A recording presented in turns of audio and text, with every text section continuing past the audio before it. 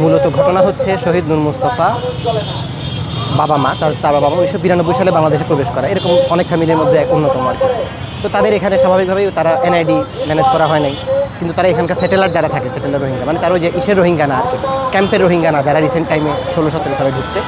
তো অতঃপর যেটা হয়েছে, এখন নূর মুস্তফা তো এখানকার জন্মসূত্রে বাংলাদেশি এবং বাংলাদেশে সে পড়ালেখা করছে, সমস্ত কিছু করার পর 17 বছর বয়স তার দাখিল পরীক্ষার্থী। এই জুলাই আন্দোলনের সময় সে কক্সবাজারে আন্দোলনে শরিক হয় এবং সেই ধারাবাহিকতায় 5ই আগস্ট শহীদ নূর মুস্তফা গুলিবিদ্ধ হয় এবং 6 তারিখ মারা যায় এবং খুব ব্রুটালিতে মারা যায়। কিন্তু পরবর্তীতে যেটা হয়েছে আফসোসের বিষয়, সেটা হচ্ছে যে শহীদ নূর মুস্তফার ফ্যামিলির শুধু এই এনআইডি না থাকাকে কেন্দ্র করে ওখানকার ধরেন যে প্রশাসন যারা নথিপত্রের কাজ করতেছে শহীদ, দেখেন স্বাভাবিকভাবে তার শহীদের নাম তো গেছে, যেহেতু ওপেন মারা গেছে সবাই জানে, এলাকার লোক জানে, অনেক লোক জানাজাতে হয়েছে, সবাই জানে। কিন্তু পরবর্তীতে তার নাম কেটে দেওয়া হয়েছে যে তার বাবা মার এনআইডি নাই, এটাকে কেন্দ্র করে। অথচ সরকারের প্রয়োজন ছিল এটাকে ডিল করা, যে একজন শহীদ তাকে কীভাবে ডিল করা যায়, কিন্তু ডিল না করে সরকার এটাকে কেটে দিছে এবং এড়ায় যাচ্ছে।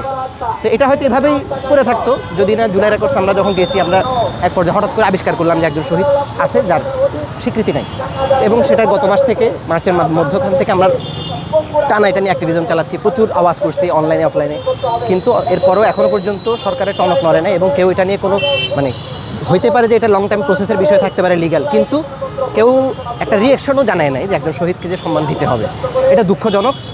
তো আমরা আজকে এখানে দাঁড়াইছি যে চূড়ান্ত ফয়সালা হবে যে শহীদ নূর মুস্তফাকে স্বীকৃতি দেওয়া হোক। শহীদ নূর মুস্তফা বাংলাদেশের জন্য মারা গেছে এবং তাকে এই কারণে তাকে বাংলাদেশের শহীদ তালিকায় উঠাইতে হবে। হ্যাঁ, আমরা চাই যে তার বাবা মাকেও যাতে সম্মানসূচক নাগরিক স্বীকৃতি দেওয়া হয়, যদি এটা লিগ্যাল প্রসেস থাকুক, কিন্তু এটা সরকারকে আগে এসে ডিল করতে হবে, এটাকে মুখোমুখি হইতে হবে, একজন শহীদ অস্বীকৃত রয়ে গেছে। হ্যাঁ, তো আমরা এই দাবি নিয়ে এখানে আজকে দাঁড়াইছি। আমরা তো আনঅফিশিয়ালি কাজ করতেছি, আমরা রেকর্ডস থেকে বলতে আমরাই তো, আমাদের টিমের নাম হচ্ছে জুলাই রেকর্ডস। আমরা সরাসরি শহীদ এবং আহতদেরকে খুঁজে বের করে তাদের স্টোরিগুলোর সামনে নিয়ে আসার চেষ্টা করি। সেটা সরকারি বেসরকারি যে কোনো, অনেক সময় যাদের নাম আছে তাদেরকে আমরা পাই, নাম নাই এমনও পাই। এবং আমাদের তথ্যে এখনও আছে যে প্রচুর আহত রিকগনাইজড হয় না। যেমন রিসেন্ট সময়ের একটা অভিযোগ, এটা আমি এখানে বলি যে আহতদের যে ভেরিফিকেশন প্রসেস এবং রেজিস্ট্রেশন প্রসেস সেটা এই মুহূর্তে একটা গেজেট প্রকাশ করা হয়েছে, কিছু আহতের নাম প্রকাশ করা হয়েছে, কিন্তু তারপর এটাকে বাদ দিয়ে দেওয়া হয়েছে, বন্ধ করে রাখা হয়েছে, যে এখন ভেরিফিকেশন বন্ধ। অথচ প্রচুর পরিমাণ আহত ঢাকা, চট্টগ্রাম, আমরা তো চট্টগ্রাম থাকি, তাও আমরা ঢাকাতেও কাজ করছি, আমাদের টিম আছে, এবং সারা দেশে প্রচুর পরিমাণ আহত আছে যারা এখনও মানে নথিবদ্ধই হইতে পারে নাই, তারা কাগজপত্র নিয়ে ঘুরতেছে। কিন্তু এই যে অবহেলাটা বন্ধ করে রাখা হয়েছে, কেন বন্ধ করে রাখা হয়েছে, এটার কোনো দায়বদ্ধতা সরকারের যে স্বাস্থ্য উপকমিটি বলেন বা জুলাই স্মৃতি ফাউন্ডেশন যে এখানে দায়িত্ব আছে, তাদের এটার কোনো জবাবদিহিতা আমরা দেখতেছি না, বন্ধ করে রাখছে। তো এই অবহেলাগুলো দেখা যাচ্ছে। এবং শহীদদের তালিকা নিয়েও আমার বলার আছে যে শহীদের তালিকাগুলো আপডেট করার কী অবস্থা, সরকার এটা সরকারই জানে যে তারা কী করতেছে।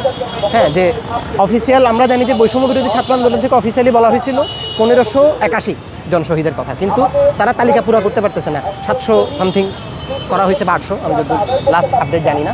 কিন্তু এরপরের যে কাজগুলো এখনও বের করা, আমরা এখনও গেলে শহীদ পাই। মোহাম্মদপুরের একজন শহীদের কথা আমরা জানতে পারছি আমাদের এখানকার প্রতিনিধির মাধ্যমে, যে ওই শহীদ ওই যে ঘুরতেছে অফিসে, কিন্তু ওই যে বন্ধ রেজিস্ট্রেশন, এগুলো বন্ধ হওয়ার কারণে পারতেছে না।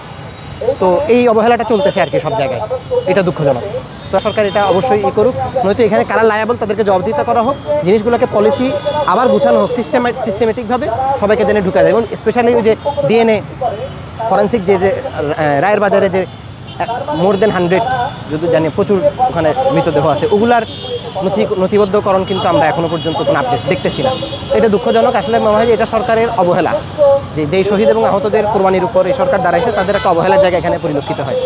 তো আমরা মনে করি যে সরকার যদি এই বিষয়টাতে এবং বিচারের বিষয়, এই বিষয়গুলোতে যদি তারা অবহেলা দেখায়, তাহলে আসলে তাদের গণঅভ্যুত্থানকে নিয়ে রাজনীতি বা গণঅভ্যুত্থানের ম্যান্ডেট ইত্যাদি এই সমস্ত বিষয় প্রশ্নবিদ্ধ হয়ে পড়ে।